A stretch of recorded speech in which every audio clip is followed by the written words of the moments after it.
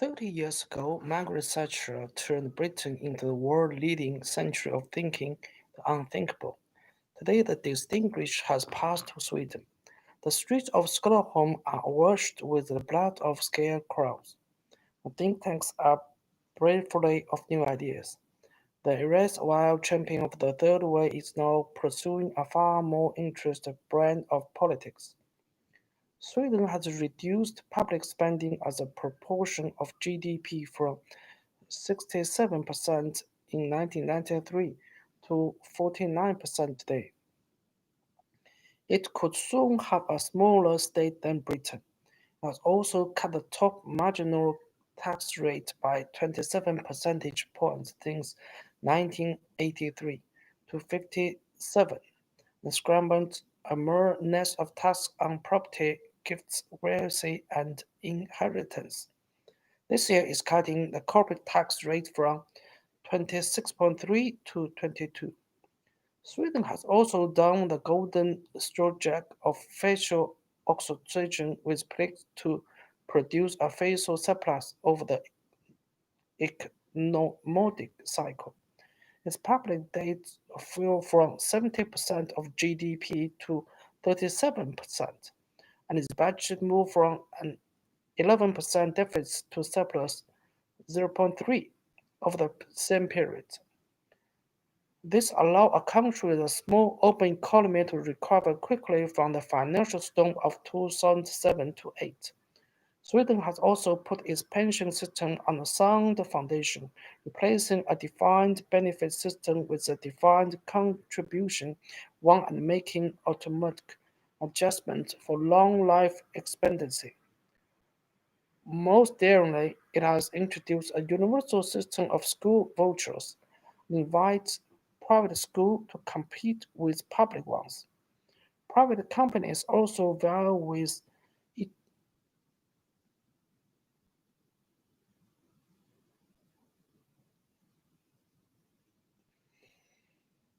each other to provide state-funded health services and care for the elderly. Andrew Armstrong, a Swedish economist who lived in America, hoped that Sweden is pioneering a new conservative model. Brian Palmer, an American authorist who lives in Sweden, worried it is turning into the United States of Sweden now.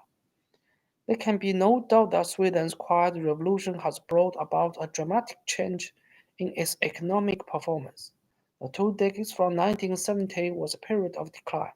The country was demoted from being the world's fourth richest in 1970 to 14th richest in 1993. The average Sweden was poorer than average Britain or Italy.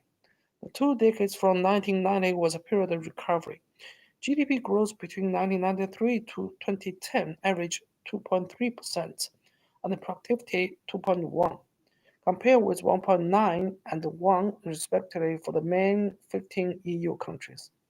For most of the 20th century, Sweden prided itself on offering what Mr. Collins called, in his 1936 book of title, a middle way between capitalism and socialism. Global companies such as Volvo and Ericsson generated worthwhile and light bureaucrats built on the folk model of people hope.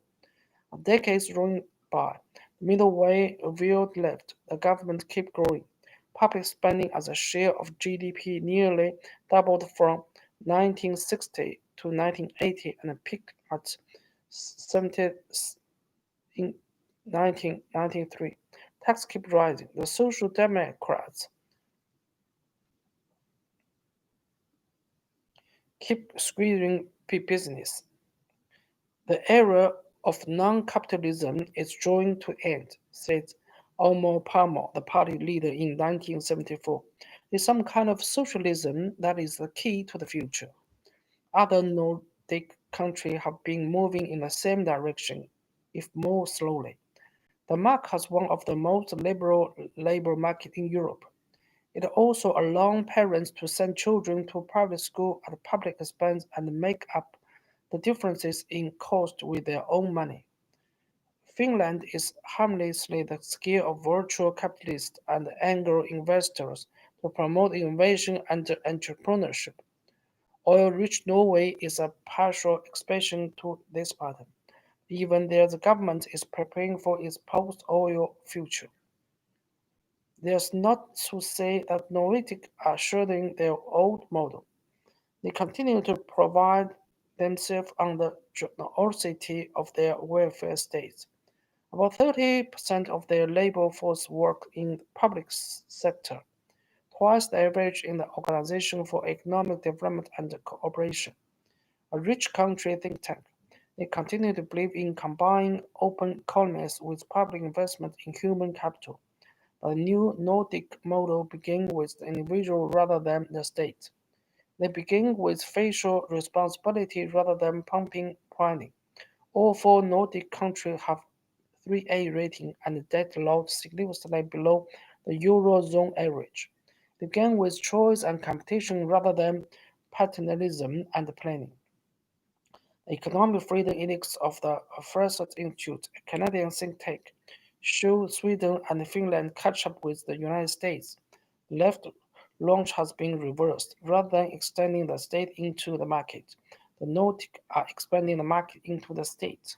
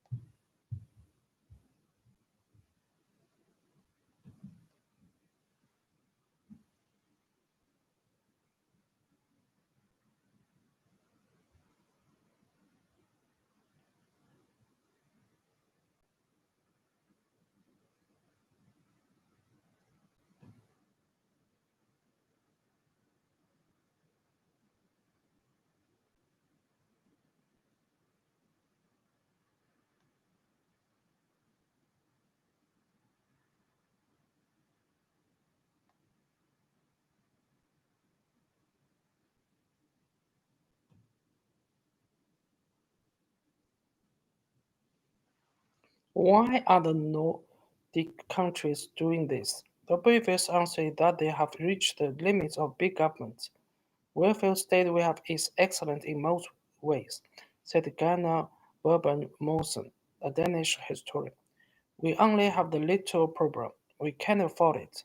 The economic storm that shook all the Nordic countries in the early 1990s provided a foretaste of what would happen if they fail to get their affair in order.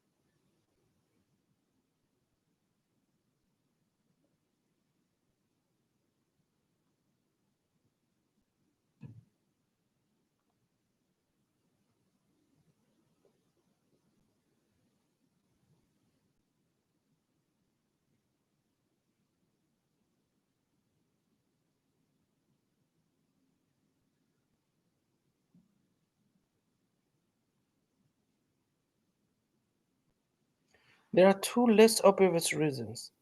The old Nordic model depended on the ability of a cadre of big companies to generate enough money to support the state. But these companies are becoming slimming by global competition. The old model also depended on people's willingness to accept direction from above. The Nordic population have become more demanding. The Nordic countries has a collective population of only 26 million. Finland is the only one of them that is members of both the European Union and the Euro area. Sweden is in EU but outside the Euro and has a freely float currency. Denmark too is in the EU and outside the Euro area but pegged its currency to the Euro. Norway has remained outside the EU.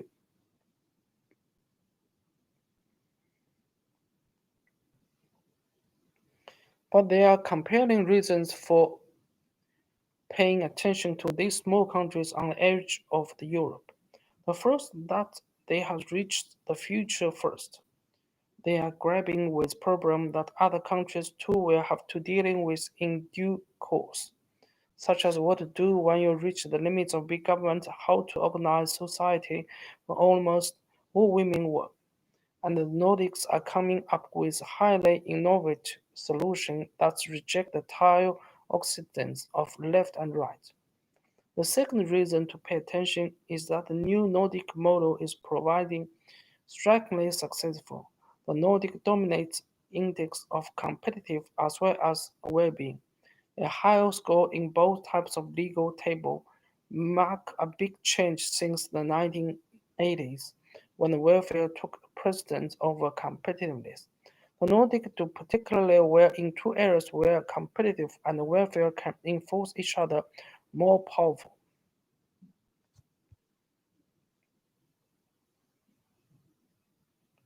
Innovation and social inclusion. BCG, as the Boston Consulting Group called itself, gives all of them high scores on its Intensify Index, which measures the Internet impact on business and society. Bones Company, another consultant, point that big companies often test market new products on Nordic consumer because of their willingness to try new things. The Nordic countries led the world in introducing the mobile network in the 1980s and the GSM standard in 1990s. They led ahead in the transition to both e-government and cashless economy. Locals boast that they can pay their tax by SMA. This correspondent gave up changing sterling into local currency because everything from tax right to cup of coffee can be paid for by card.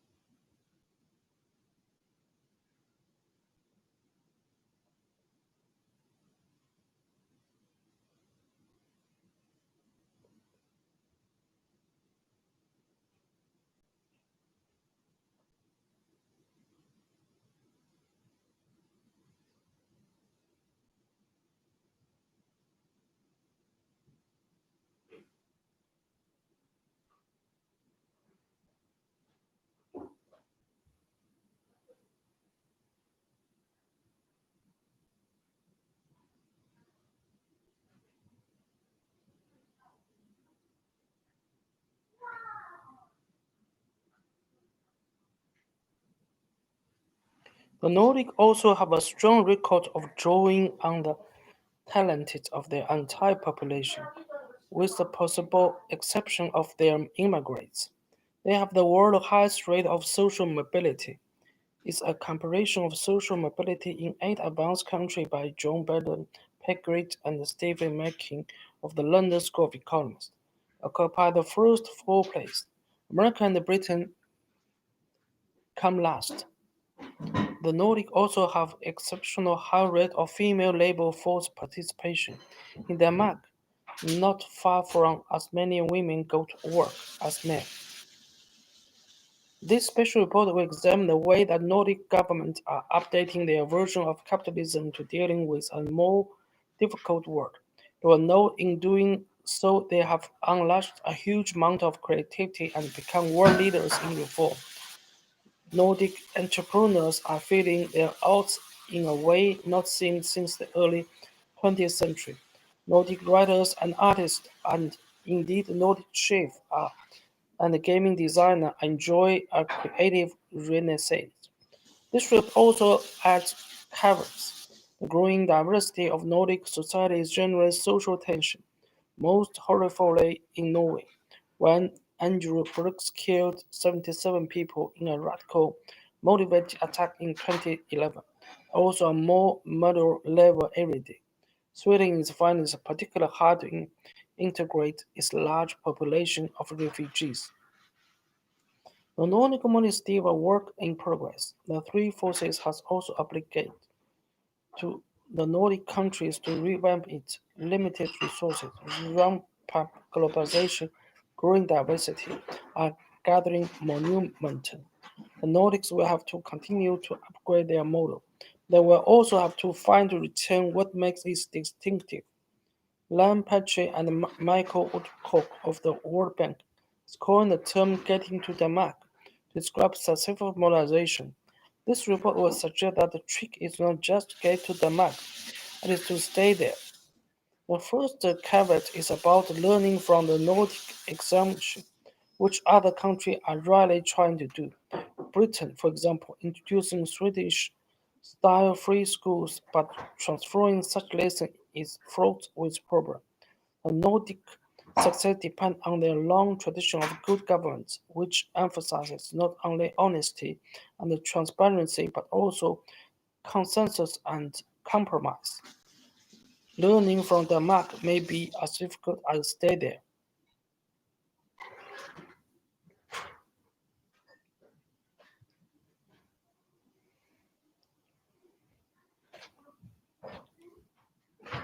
In The Lion and the Unicorn, written in 1941, George Orwell invoked the spirit of England in a handle of imaged social breakfasts and grooming Sundays, smoky towns and wiki road, growing fields and red pillow boxes. When this correspondent tried to summon up appropriate images for the spirit of Nordic region, he found himself turned to the welfare state. Swedish fathers enjoy a leisurely lunch while their children sleep in pen. Danish mothers cycling Hamlet through the early morning mist with their children in sidecar. A Finnish physicist teacher discussed the nature of elegance with a class of 15 years old. The Nordics still have the world's most generous welfare state. The succession of crises put an end to the region's magical thinking about welfare. The mark went into free fall in the early 1980s. Finland imposed in the early 1990s when the collapse of communism killed its most reliable market. Sweden and Norway faced serious financial crises at about the same time. These events are still fairly fresh in people's memories. Policymakers responded to this near death experience by changing their habits, above all, by putting their budgets back into balance. Sweden, for instance, reduced their national debt from 84% to 49%. They also tackle entitlement to tackle account of aging populations. In 1998, Sweden passed the most sweeping pension reform in any rich country, replacing a defined benefit system with a defined contribution one and bring pension more in line with lifetime incomes. Denmark has been slower than Sweden to clean out its closet. Public spending as a proportion of GDP increased from 51 to 58 after the financial crisis and is now the highest in the OECD. But the pace of reform is speeding up. In 2006, Denmark increased the state pension age from 67 to 67 to be phased by 2024 to 27. In 2010, halved the upper limit on paying up unemployment benefit from 4 to 2 years. In 2011, it has turned the dependency of early retirement scheme, which gives some people the option to live at 60. In 2012, it announced plans to increase the differential between wage and dividends. Even more striking than Nordic world commitment to balancing its books is the emphasis for experimenting with new ideas. The Swedish state now allows private companies to compete with government bodies for public trunks. The majority of new health clinics and kindergartens are being built by private companies. Frequently use private money. The state also allows citizens to shop around for the best service and take the money with them. The Swedes has done more than anyone else in the world to embrace Milhamilton's idea of education voucher. Allow parents send their children to whatever school they choose and invite private companies or volunteer groups to support free schools. Although half the country's school child choosing not go to their local school, more than 10% of students under 16 and more than 20 of them over 16 attend free schools, two-thirds of which are run by private companies. Denmark has added a useful twist to the voucher idea. It not only allows parents to their public funds to private school with them, but also to top them up with their own money. This is creating a flourishing market, particularly in Copenhagen, ranging from academic schools for traditionalists, while religious ones for Muslims, or to experimental ones for aging hippies. One of the most popular entertainments in Denmark, says Miss Morgan, a story, is to support the latest left-wing political to send their children to private school.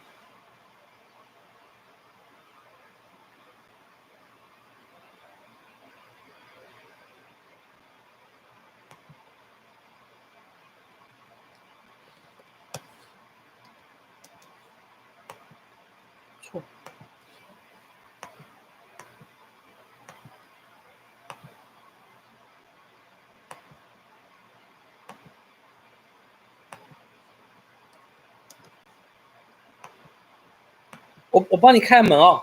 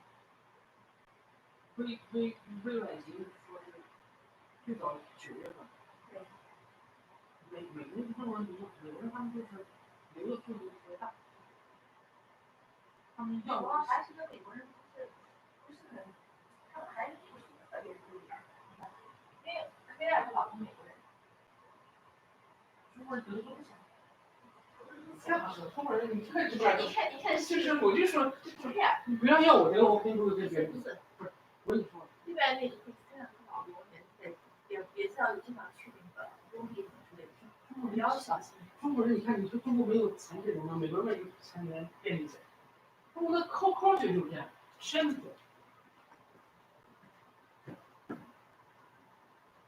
其实我要是可以，我也不会对别人讲，最好别得了对自己家人都不好，没有责任感。就是说中国人他是科学就是不一样。我知道，责任感很重要。他们老觉得身体像一个人，他不对身体是属于家人的。对他告诉你。他前面他就告诉我他要去测这个部位啊。就我那边我去办公室他说了这个，他说了这个，那肯定是。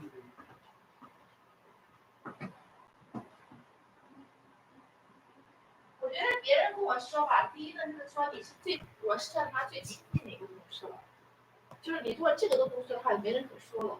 第二点呢，我觉得我还是比较可以信任的。第三点呢。